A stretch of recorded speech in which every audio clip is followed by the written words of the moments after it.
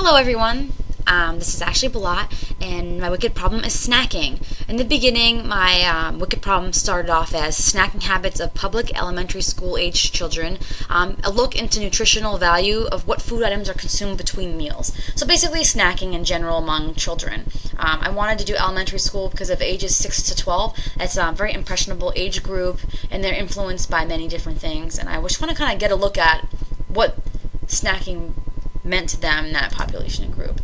So I looked at snacking from the 1970s to today, and over like the last 40 plus years, snacks might have got a facelift, but the nutritional value hasn't really improved too much.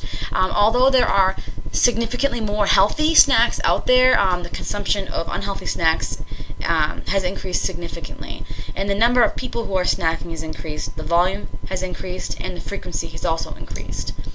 So snacking, I wanted to look at when are people snacking, and not only what they're snacking on, but when and how much. So I looked at a bunch of independent research groups like the Hartman Group and the CDC and the WHO and a bunch of different literature in my literature review, and I found out that most snacking is consumed after lunch in the afternoon. So about 65% of snacking occurs in the afternoon and after school and at the home in the evening. So I wanted to take a look at that, and so looking at programs inside of school wouldn't be as effective as looking at programs outside of school. So where I'm going is basically where I started was looking at like portion sizes and are people eating snacks as meals? Are they confusing portion sizes? Are they eating snacks outside of meals as well as using it for meals? And are children confused at what is a snack? And are donuts the same as having an orange? And are habits like binge eating and all these other things? I was kind of looking at snacking in general, and I found that low nutrient dense snacking is the focus of all the snack foods, and I wanted to keep going with that. So from the beginning, my statement of the problem was unhealthy snacking has increased due to many different factors involving social, cultural, financial, religious, and geographical resources, just as some examples of reasons why snacking has increased. Snacks are easier to get than they were. Snacks are more attractive than they used to be. Snacks are marketed beautifully. Snacks are everywhere, influences are everywhere, and a lot of places even like try to perks, add like toys and add like cartoon characters and stuff, so that way they can sell more and reach more people in their audience. Elementary school age children are exposed to unhealthy eating and developed habits that may be carried into adulthood from childhood. So the CDC and WHO state changes in built environment as one of the top recommendations for increasing physical activity and diet.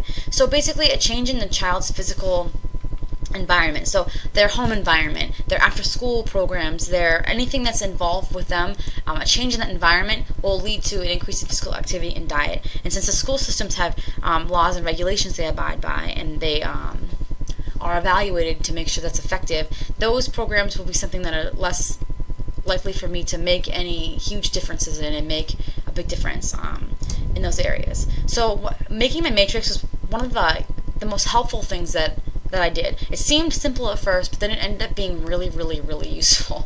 So looking at the breakfast menu, snack menu, and lunch menu, that's all during school hours, and that's all regulated, and they have standards already set by the government, and most schools have already implemented them and are being successful with them, and other schools are still working to implement them. So the breakfast, snack, and lunch menu, these are all parts of the day where snacking is not as frequent. So I wanted to focus on times when snacking is frequent. So 65% of snacking occurs during these hours. These hours. After school programs and in vending machines, and like how children get the snacks on their own, like in the home, at the daycare, in clubs, in after school sports. So I want to look at these and basically ask the question, why aren't the same standards being offered here as they are here? So why are after-school programs not regulated, monitored, or required to meet standards, although they happen on school grounds?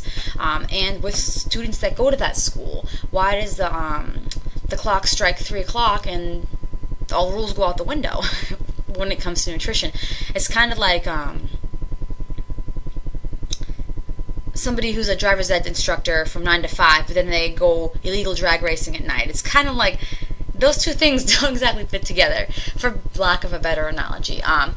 So I want to kind of add regulations, monitoring, and kind of implement some of the requirements and standards that you see during the day when children aren't really heavily snacking, and incorporate them in the afternoon and after school and in the vending machines to see if that will decrease snacking, or it'll increase healthier consumption of basically more nutrient-dense foods. So currently there's no official guidance that exists in that it's extended also to parents, coaches, volunteers about after-hours activities on school property. So there's not like a website you go to, you can get a PDF and print it out and say, this is my guidance and this is where I got to start, and then you can tailor it to your needs. Because I know the needs of a football player, the athletic needs and their consumption of calories needs to be different than a volleyball player, a basketball player, or somebody who is in the swim team. Everyone has different needs, and a lot of children aren't meeting those. As a coach myself and a participant in sports since I was in 3rd grade, or like even 6 years old, and like, you know, little like pre-leagues like t-ball and stuff, there's not really any guidance on what parents can bring, what kids can bring, what they're buying after school, what they're consuming. So as a coach myself, I would always make sure to spend at least 5 minutes a day discussing nutrition or what they should be eating, or hey, tomorrow we have a game, these are some options of what might be good to eat so you can prepare yourself physically for the game, because you need to have energy and you need to make sure you keep that energy up.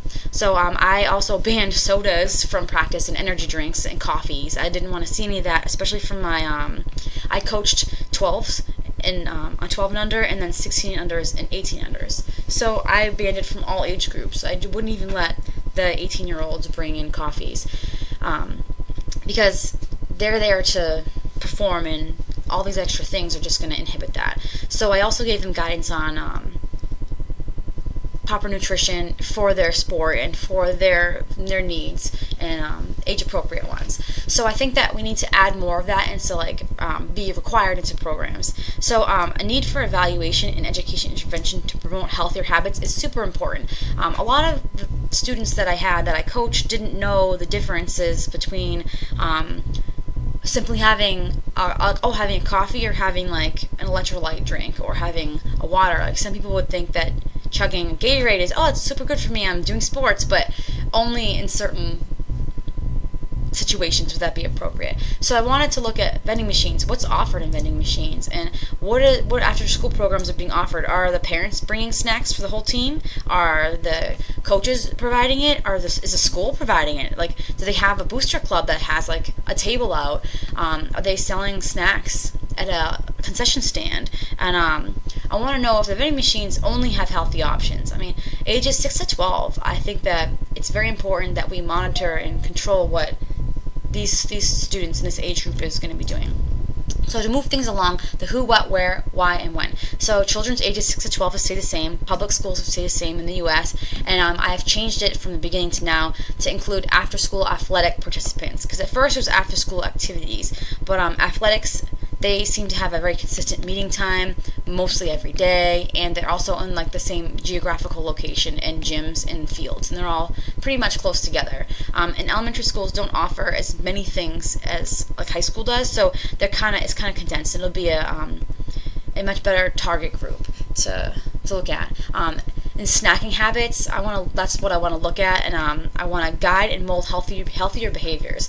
Knowledge is power and essential for behavior change. I want the children to not only know why, but to understand why, and to make that choice for themselves, that, this is important to me because of this. Where the after-school athletics, like the gyms, since I live currently outside the U.S., I am going to be doing DoD schools on base. They're under the same regulations as all the U.S. public schools, so as far as nutrition goes. Why? I want to reduce low nutrient-dense snack consumption in that 65% category. So after lunch, that's when the most snacks occur. If we can make a dent in even most of these children's after-school habits, then that could change their health significantly in the future. And it can build healthy habits and promote them, and it also guides them with nutrition. So they'll be stronger, healthier, all that better, faster stuff. So a change in progression. So the timeline, I want to look at historical data for the last 5 years for this age group and for after school activities and after lunch nutrition habits, and review and develop the addition and extensions into after school programs. So my future steps I'll be looking at will be goals and objectives. I want to do that in January and February. So focus on topics, create standards and data collection methods that are all age appropriate, create literature to disperse to the program, to parents, and to the students themselves. I want to do like tips, tricks, and how-tos using social media, outlets, and current resources that are already available, and kind of cater to the audience. I want to develop a plan of action and a curriculum. So I need to find willing participants.